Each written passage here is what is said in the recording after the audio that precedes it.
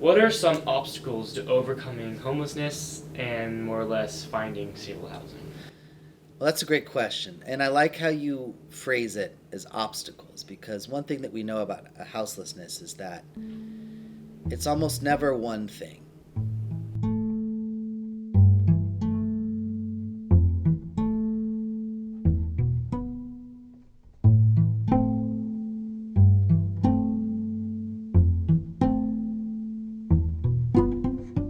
The biggest obstacle is finding affordable housing. Rents have risen so much in the last couple of years. Job payments haven't kept up with the rent increase, so it's hard, it's hard to pay rent. You're a paycheck away from being on the street. Affordable housing is one of the reasons, but it's not the only reason.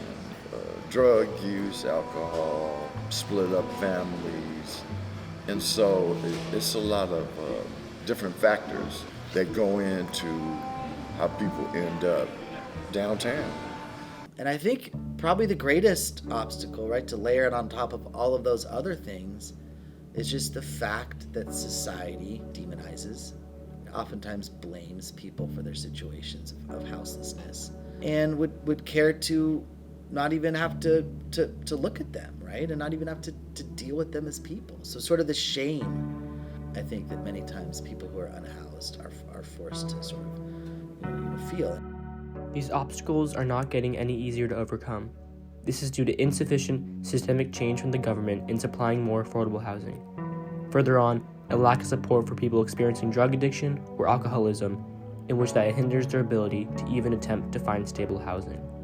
All these new apartment buildings going up all over Portland, they should allocate a portion of them to low income based, in order to help people go from the streets into a home. Sometimes it's about lack of support, but I think sometimes it's about misuse of support. Get people housed first. They can begin to have a place of decency, right, where they can get good sleep. They can have an address from which they can start to apply for work. A big issue that people don't talk about as well is that how can you get a job if you don't have an address? And then, of course, how do you get an address if you don't have a job? They continue to build. They continue to raise rents. There's no rent control. So these property management, private owners, they raise the rent as they see fit. You can't live on minimum wage. It's impossible. And you might be able to pay your rent, but you're not going to be able to eat. You might not have no lights on. You're definitely not going to have a car. Can't afford insurance, can't afford gas. It's actually a dire situation.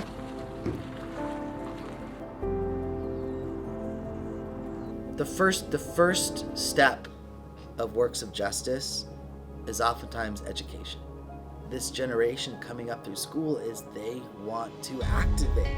One of the first things you can do is you can educate yourself. You can read the news. You can look at what's going on. You can try to understand what's happening. You are going to be the future leaders of our country and our world.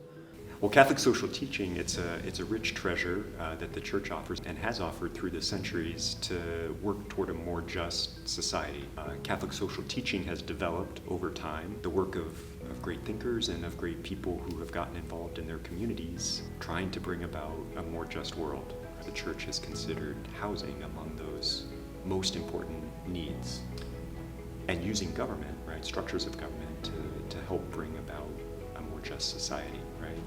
What a blessing it is to have young, energetic, and committed people working, even if not at the highest levels of government. And there are so many different ways, I think, to serve the community, to serve the nation.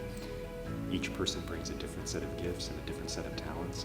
But if that heart is formed to be a heart that's open and that's tender and that's compassionate, that's a solid foundation to shape the world as we hope to see it. So.